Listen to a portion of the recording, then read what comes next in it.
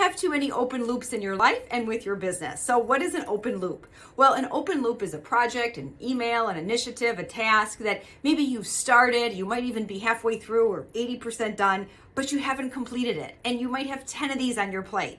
And so you go through your day and you think, okay, I got to finish out these projects, and then something else comes up. A new project comes up, a new initiative, and you kind of get stuck in overwhelm and you think, I just can't get anything done.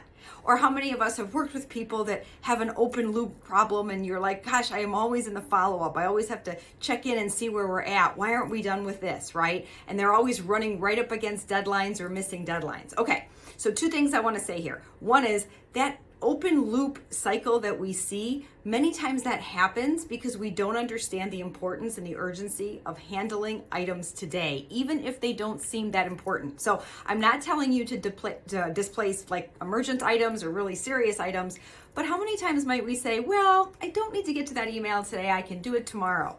But the problem with that is we don't know what tomorrow is going to bring. We don't know what new urgent or important items are going to come up. And if we keep pushing that open loop item forward, we are bargaining for a missed deadline. We're bargaining for not getting something done. And then it looks like, we're always in the follow-up. We're always someone's checking on us to see if we have it done. The second aspect of this that's important is many times those open loops are because we think we need more information to close out a project or to take action. And what I have learned from talking to highly successful entrepreneurs and business owners and leaders and watching how they make decisions and move through the world, they need to get a few critical pieces of information first to make sure it's a sound decision. But then they can make the decision, they can take action, and they figure it out along the way. They don't need to have all the proverbial I's dotted and T's crossed. So we can actually get stuck in analysis paralysis because we're so concerned with making the right decision, or do we have enough information, when we have to know that, successful people can make decisions at 70 to 80% information, and then they'll figure it out from there.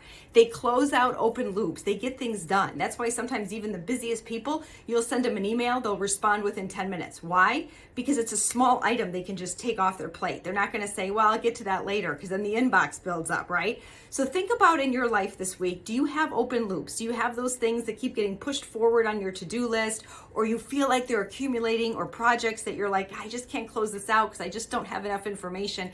Ask yourself, do you have the information that you need to assess, is this a better decision? Is this a better project than not? And if so, what would it look like to make that decision, to close out that open loop and move forward? And then also, if you have a bunch of projects that are open that you need to close out, block time in your calendar and say, I'm just going to go through these, even if it's sequential order, and I'm going to finish them. Because the more we build that completion energy habit in our brains, in our life, and in our leadership, the more we will close these open loops and succeed.